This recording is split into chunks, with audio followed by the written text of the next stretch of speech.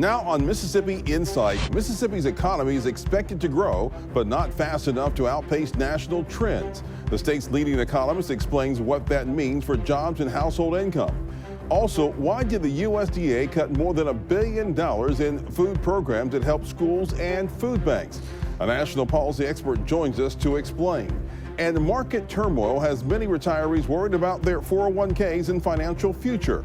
We ask a local financial advisor what investors should do now. That's all ahead this week on Mississippi Insight.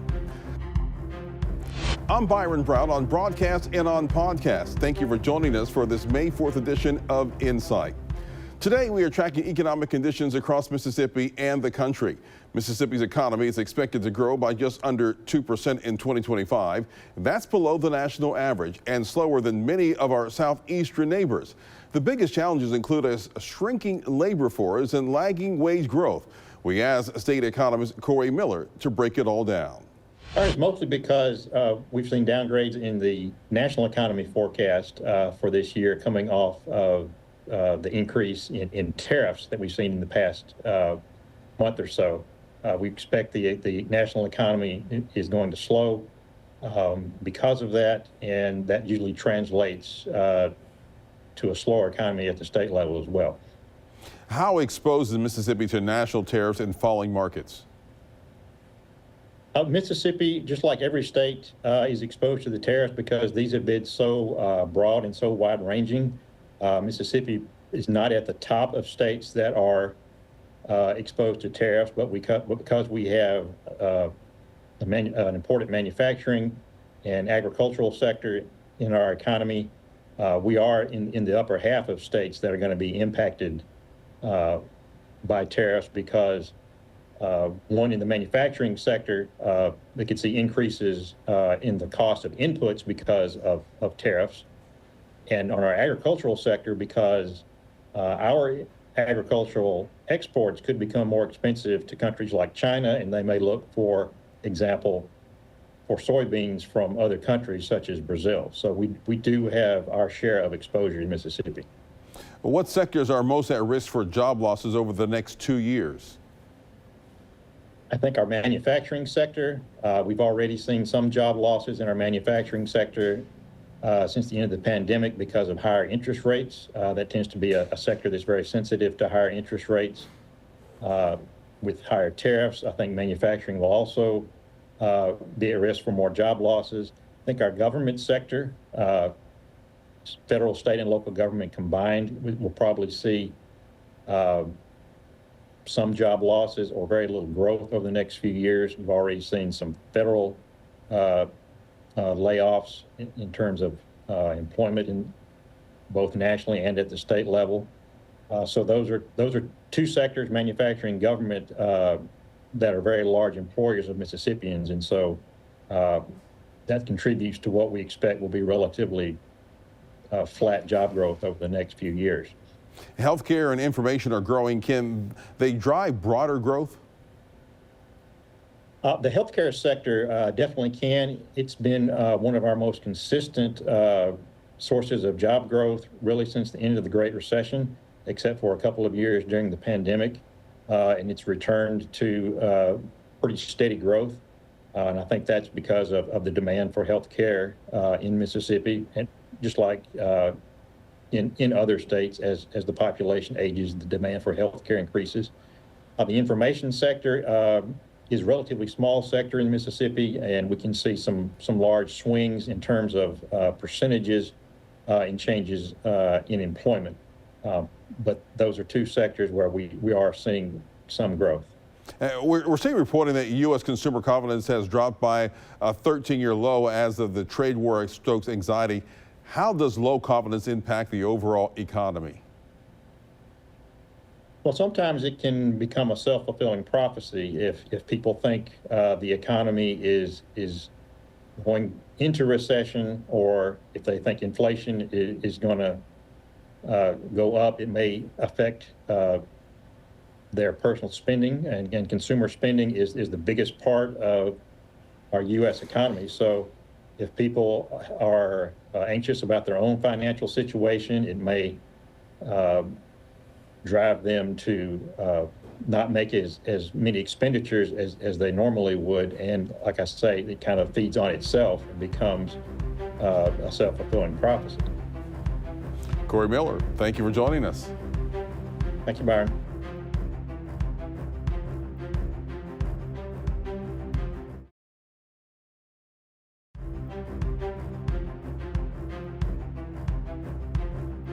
The Trump administration has ended 2 USDA programs that funneled more than $1 billion into local food purchases for schools and food banks. Now advocates say children, low-income families, and small farmers are losing out. Joining us now by Zoom to break down the impacts is Dr. Marlene Schwartz. She is director of the Rudd Center for Food Policy and Health at the University of Connecticut. Dr. Schwartz, welcome to Mississippi Insight. Great to be here. Thank you. Dr. Schwartz, can you briefly explain what these 2 USDA programs did and what's been lost now that they are gone? Sure. So one of the programs was really focused on helping schools and child care centers obtain more local food that was from local farmers, local ranchers, to really support their meal programs and make sure that children were getting the healthiest, freshest food that they could. The other one was designed for food banks, which are sort of these large warehouses that then put food into food pantries that people go to obtain food when they can't afford enough for their families. So this was a very large program. People were really excited about the opportunity to not just get healthier food to people, but to also support local farmers and ranchers so that you were sort of supporting the entire community agriculture system. So it was disappointing when they were ended. Who is most affected by the elimination of this local food funding? I mean, the effect, I think, is throughout. So I think the people who were planning on growing those fruits and vegetables are going to be affected because they thought that they had, a consumer base to sell them to. And it's also going to make the job a lot harder for the people who are running meal programs in schools and childcare centers, as well as food pantries, because that was a lot of funding that was going to support a lot of wonderful food that they would be able to provide. How significant were these programs in helping schools serve fresh, nutritious food? I mean, schools really do the best they can to provide the healthiest meals that they can, but they are always working on a limited budget, and they do need to meet some very strong nutrition guidelines. They've had to do that since the Healthy Hunger Free Kids Act, which was passed in 2010. So we know from the research that they've done a good job in terms of meeting those guidelines, which limit things like, sort of sugar, sodium, saturated fat, and really promote fruits and vegetables, whole grains, et cetera. But the idea is you want to meet the guidelines, but you also want to really have fresh food. And I think that's going to be harder without this funding. What does your research tell us about the link between school meals and children's long-term health or academic performance? So, there's been a lot of research documenting just how critically important the National School Lunch Program is, and in particular, how the changes that took place after the Healthy Hunger Free Kids Act improved it. So I'd say there's a very strong body of research showing that people sort of stepped up, met the new guidelines, that the meals available in schools were much better, that the sort of unhealthy snacks, kind of vending machines and unhealthy beverages and snacks aren't there like they used to be. So those are all improvements. And then there was another study that was done that found that the healthiest food that kids have all day is what they get at school compared to other sources. And when you look over the years, lower income American children have a sort of healthier trajectory in terms of body weight if they have participated in the school meal program. How do food banks factor into overall food security in the U.S., and what role did these programs play for them? So food banks are critically important because not all families qualify for SNAP or other federal food programs. And sometimes those programs aren't enough. So I think they're critically important to the safety net to, sort of help with food insecurity. This is just going to make their job harder. This was a lot of funding that they would have been able to use to buy the freshest, healthiest food that they could. And without it, they need to find other sources of funding. And they also might have to make choices to buy something that's maybe less fresh, something that, still has nutrition to it, but not quite at the level that they were hoping to. Well, this comes at a rough time for Mississippi farmers, given trade war tensions and new tariffs on their exports. Can small farmers manage these challenges?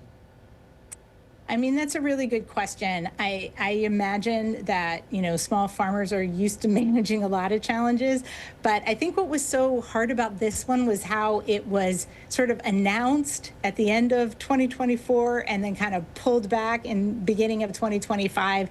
I think, farmers need predictability. They need to know what's going to happen. Their lives are unpredictable because of a lot of other things like the weather. It would be great if the federal government wasn't one of those sources of unpredictability for farmers. Critics say that these USDA programs weren't sustainable long term. Is there a more durable solution you'd recommend for keeping local food in schools and pantries? I mean, I think it's going to really take funding at every level. I'm not saying that the federal government by itself should do all of it. I think a lot of states have state funding that's contributed, and then a lot of school districts put money into their school meal programs.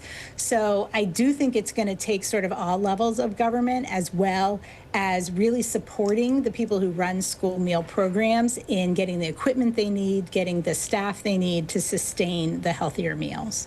And finally, what policy changes or community actions could help preserve access to healthy local food for vulnerable families? So I think policy changes are continuing to make sure that all of the federal food programs are consistent with the dietary guidelines, and that's actually written into the law for the National School Lunch Program. So it is supposed to be updated, sort of every time new dietary guidelines come out. But I also think you have to look more holistically at why is it that families are food insecure in the first place. So that comes to policy changes to really support job growth, training programs, really trying to help people be able to earn the money they need to support their families. Long term, do you think that there will be a change down the road, maybe a year, 2 years from now, that the Congress will get involved and say, hey, maybe we need to put some of this money back in?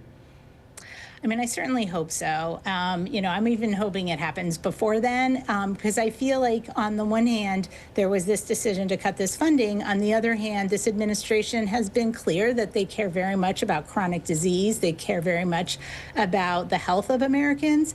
And so my hope is that they reconsider this and decide that this really is consistent with the priorities of the administration. Dr. Marlene Schwartz with the Rudd Center in Connecticut, thanks again for joining us.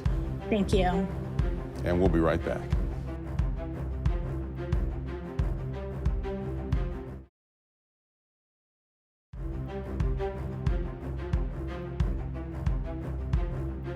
Recent stock market volatility has many retirees worried about their savings. A combination of rising costs, interest rate swings, and global trade uncertainty is hitting 401k balances hard. Experts say many Americans aren't prepared for a longer retirement or a possible recession.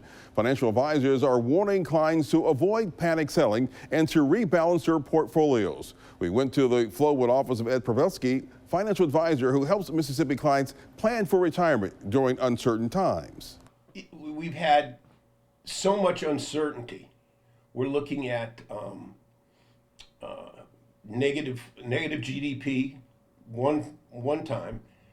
I'm waiting for the next report, and that's 2 times. And I just think that with all the uncertainty out there, people are holding back, so I really feel that we'll see some sort. I don't know that it'll be a deep recession, and it may just be a mild 1/4 type recession, but I believe there's an opportunity coming up where people can take some of the cash that they're raising now and look to buy some good stuff. For those who are looking to retire, should they make changes at all to their portfolio, or should they just sit there and if they're continuing to invest? Well, just continue to do I would say continue to invest, continue to put money into the market, continue to put money to work. If you can, leave some of that in cash. But if you're going to get into the market right now, I would probably try to stay conservative. Like I was saying, I'm taking risk off the table. I'm trying to buy stocks where I can get at least a 4 to 5% dividend ratio, knowing that I'm getting paid to wait. And you know, the conservative companies that have good balance sheets, that pay a nice dividend, which means you're gonna knock out some of the tech stocks. But for somebody who's looking to retire in 2 to 3 years, the tech stocks may not be where you want to be. You know, that's for somebody that's looking at retirement, you know, in 10 years down the road. They can afford to take a little bit more risk. 10 to 15 years down, yeah, let's take a little bit of risk. But I've got 70 and 80-year-old clients. I've got 60-year-old clients. I'm saying, look, you don't have the time to get back into the market. Let's just take a little cash off the table, and then we'll reinvest it back into dividends. We'll reinvest it back into conservative AAA rated corporate bonds where we can ladder out a portfolio 3 months, 6 months, a year. And then if the markets are starting to look a little better, okay, let's take some money, take some of that idle money and put it back to work. If those who are getting close to retirement say, but I want to make more money for my retirement, and you're saying, well, be conservative, they say, well, yeah, but I'm not going to grow my retirement like I should. What are you telling them? Again, time in the market, because if you're now sitting there and going, I want to make more money, well, yeah, that's great, but are you willing to take more risk? And the answer then is, well, maybe not so much. Okay, I can show you some great ideas, but they're going to come with some risk. Okay. Yeah, I would just, again, I understand you want to make more money. Let's put a plan together. Make a plan, stick with the plan. If you start pushing buttons to make some changes, to take some more risk, you're testing the fates. Once again, what are the asset classes that you're steering your clients towards and are away from? Fixed income mostly. Fixed income like high-grade corporate bonds. Fixed income like CDs. I can do CDs with Ameriprise. So I look for those things. I want to carry a certain amount of cash, but maybe not so much as 15. I want to maybe look at 5% in cash. And then the rest of it I can ladder into some CDs. I want to stay away from the really aggressive stocks, the ones that aren't paying any dividends. I want something that's going to pay me to wait a little bit. What impact could the administration's shifting trade policies and tariffs have on long-term investment strategies? Are the tariffs long-term? We don't know. The whole concept of the tariff right now, number one, it's paid for by the consumer who buys the product that has a tariff attached to it. It's not paid by a foreign government, and it's not paid to the U.S. government. It's paid for by you and me. Okay? So if I buy a shirt made in China, I'm going to pay a tariff and the cost of that shirt because the retailer is going to pass that cost along. They're on razor thin margins. They can't afford to eat that all the time. So I don't know if tariffs are going to be a long-term position or if they're a bargaining position for Mr. Trump. I just don't know.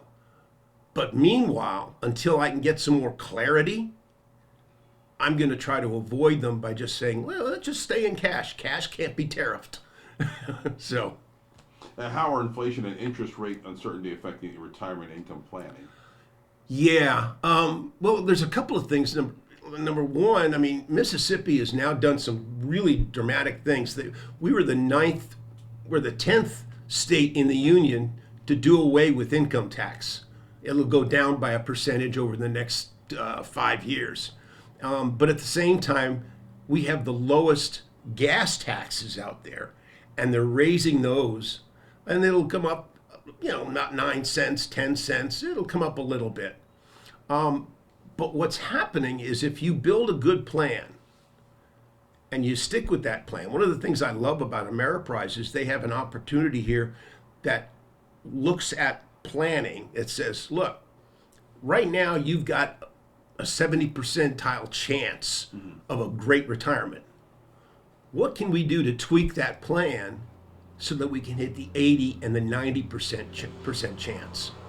And there's things we can do. And I sit here and talk to clients, and they go, well, I have this account over here. Why isn't it in your plan?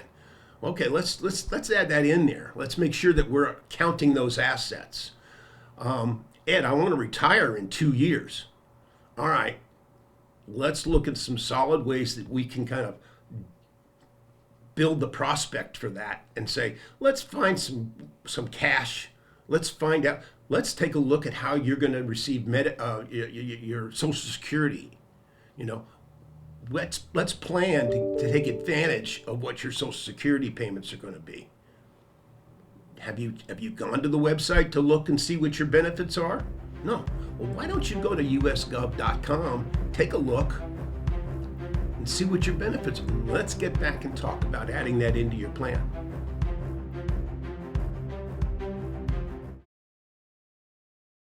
If you have comments or questions about today's show or a suggestion for an interview or segment, just drop us a line. Email our producers. The address is news@WJTV.com. Big thanks to Corey Miller, Marlene Schwartz, and Ed Prybylski for joining us this week. We'll be back next weekend with more of the political and current affairs coverage that you demand. I'm Byron Brown from all of us here at 12 News. Make it a great weekend.